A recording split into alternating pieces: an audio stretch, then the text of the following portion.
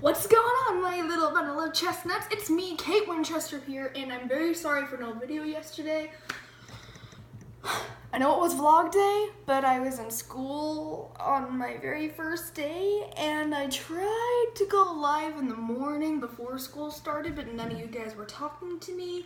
Nobody was on. It showed that people were on, but nobody was answering my questions. No one is asking me questions, so it just got really awkward, so I said, fuck it. Just no.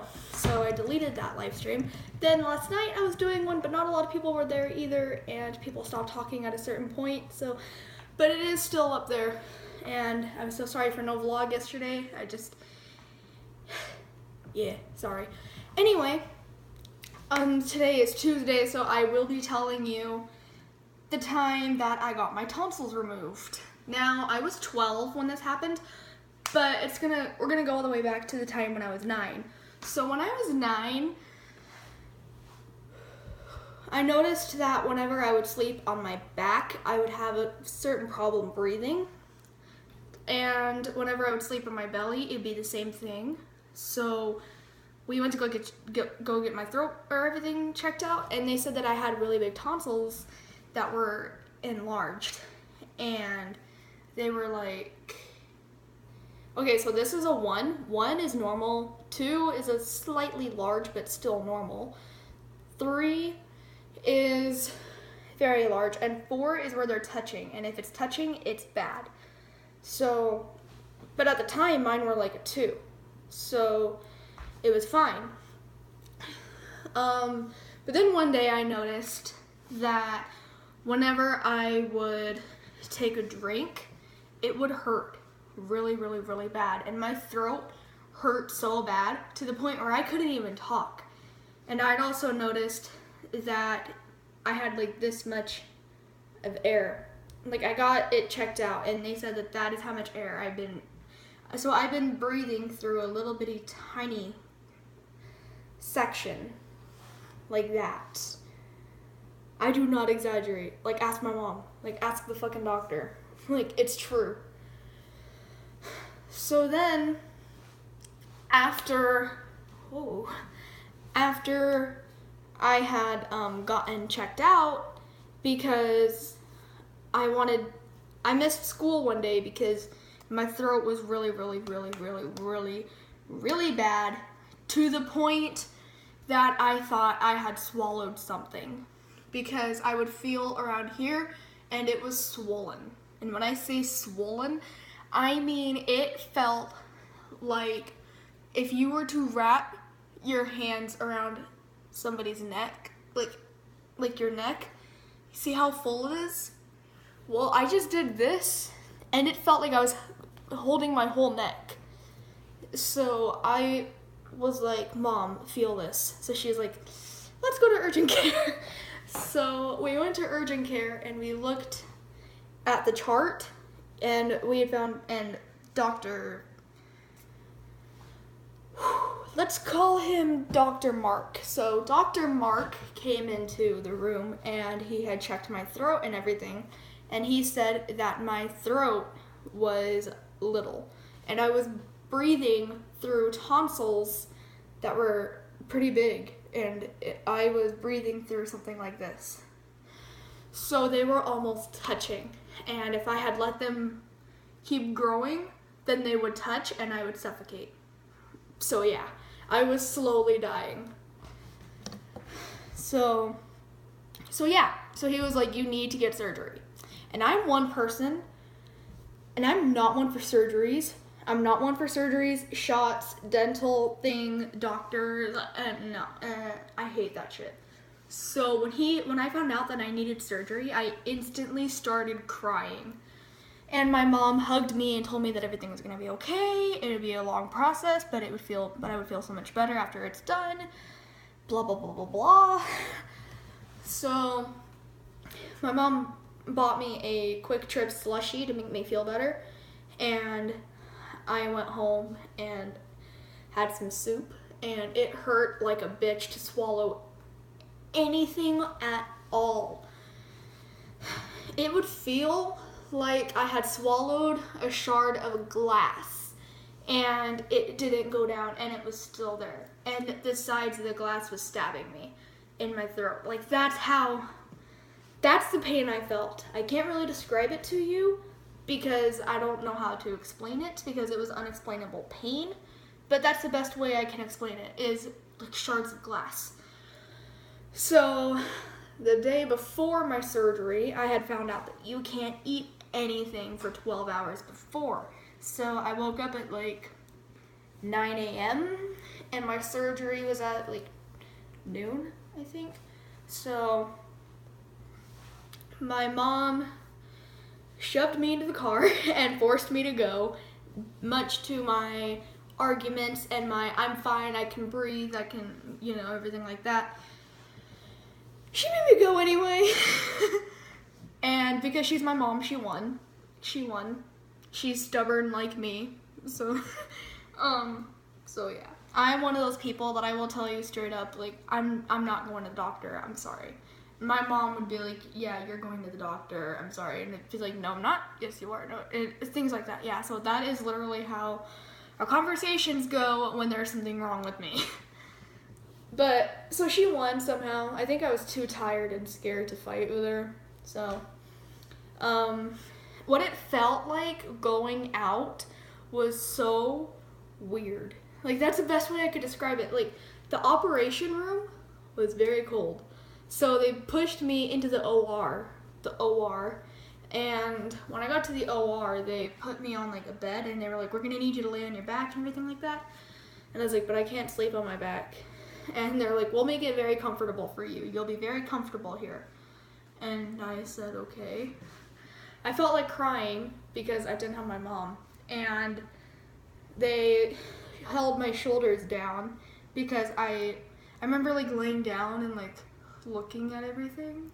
And then the doctor, like, they didn't have the tools while I was awake or anything, but I can kind of, I don't know what made me get scared, but I was laying down and I was like, nope, so I sat up and then I was trying to leave. So the doctor just kind of like held my shoulders down and he just kind of, shh, you're gonna be okay, you're gonna be okay. And then they put the mask on, and then it smelled like a plastic bag. Like, that's how it smelled. It smelled like a plastic bag. Normally you can pick the scent that you want it to smell like. No, they didn't give me that option. It smelled legit like a plastic bag. So, when I was going out, they were like, everybody count to 103 by threes. 3, 6, 9, 12, 15, 18, 21. When they got to 21, my vision was like I kept seeing like these floaty thingies that were like,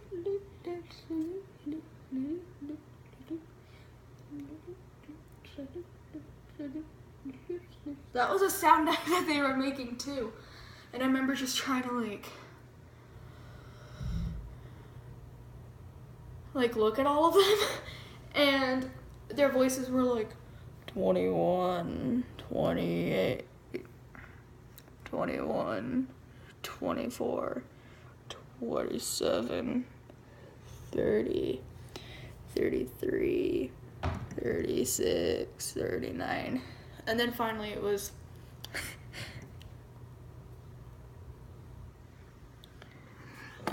42. It sounded like 42. And then my vision was like it just went black all of a sudden. And then it went white, and then I had like that ringing in my ears. I could kind of hear what they were saying, but it was like muffled, like doctor, can you get the scalpel? Like things like that. So I remember hearing like very muffled, doctor, can you get the cauterizer? And I remember thinking, what? And then the next thing I know, I woke up, there's an IV in my arm. I was a little bit loopy, but I can still remember what I was saying. So I was like, what's this big ass thing in my hand? I was like, what's this big ass thing in my hand? And then she's like, that is an IV. And I said, what's an IV? Even though I knew I was just like loopy. And then I was like, can I see my tonsils? And then, so they gave me a bag. I can't remember what it looked like because it was like blurry and stuff. But I remember just going, you can't hurt me anymore. The doctors were laughing and I had no idea why they were laughing at me. But I was like, you've caused me so much pain in my life. I sounded like I was drunk. And then I asked if I could go to the restroom, like later when I was a little bit more awake and stuff like that. My doctor was laughing as he was walking to the restroom. And, because I was walking to the restroom and he was going somewhere else, but I was like, what's so funny? And he says, you don't remember what you said to me in the recovery room when you were waking up? No, what did I say? So apparently, when everybody came to check on me and everything like that, I just sat straight up. And I was like, where is my doctor? And my doctor was like, so I pulled him by the collar and I was like, don't fuck it up. And then I fell asleep. I have no memory of that whatsoever. And then I remember, so he told me that, and I was still a little bit loopy because I remember going into the room. I can't remember what I was talking about, but I was like talking and singing away, and I talked to my grandfather over the phone, and I got like an orange popsicle. So I remember just like waving it around and like singing. Like I don't remember what I was singing, but I was doing this. Or something like that. I don't know what I was doing. It's making my mom and grandmother laugh. And then I wasn't a YouTuber at the time, but when I got home and I was a little bit more like into the real world, like I wasn't loopy anymore, I would still make little vlogs on my phone. So I made up I remember what I said because I watched the video over and over, so I literally memorized what I said. I was like, so I just got my tonsils out. This is a popsicle. So I just got my tonsils out, and I feel great. Like, I mean, really great. Oh. Ow. I'll be right back. Because I started hurting, I started feeling the pain a little bit after I said I feel great. I was like, oh, good, I'll be right back. And then I stopped the video and I told my mom that I was in pain. She gave me pain medicine. It didn't help, and I started crying. And I couldn't talk for 4 days because it hurt, so I would just communicate via text message. So I was in pain for 8 days, and then everything healed up nicely, and I don't have any tonsils. And I can breathe better. I don't have any more sore throats. Whenever I can't breathe, it's anxiety, so I just kind of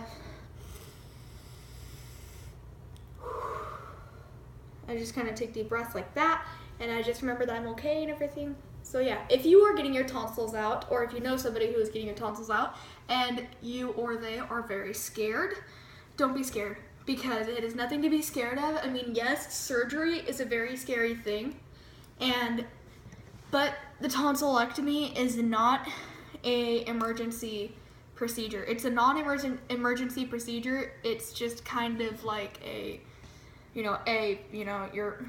we need to do this kind of thing. So, also, you can have all the ice cream and Jell-O and all the candy and slushies and sugar that you want, and you won't get really bad sore throats anymore. So you can still get sick, but you won't get strep throat anymore. Plus, if you go and do it and you be brave about it, I will bring you some flowers and some balloons and everything like that. Like, I'm not kidding. Like, if you have a surgery coming up and you live in Arizona, I will come to your hospital with a gift, and I wish you luck and everything like that. So yeah, I had a fun time, but unfortunately it is time for the little chestnuts to go back in their little tins. I love you guys, and I'll see you all on the next one. Say bye to President Cambridge. Just your eyes, little bye. God bless you all. God bless your little chestnut hearts. Don't forget to go and ask me.